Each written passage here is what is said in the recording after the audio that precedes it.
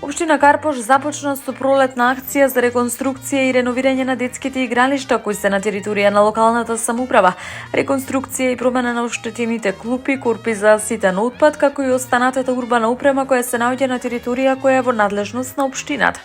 Според предвидената динамика, од општината посочуваат дека сите детски игралишта и останата урбана опрема во најскоро време ќе добијат нов сјај и подобар изглед и ќе бидат безбедно место за игра на најмалите жители, како и место за релаксација на сите карпошани.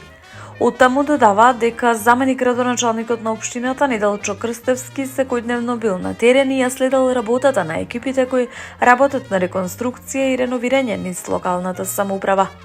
Посветената и одговорна работа на општинското раководство и општинските служби продолжува во насока на обезбедување на сигурен, безбеден и достоинствен живот на сите наши граѓани, порачаа од општина Карпош.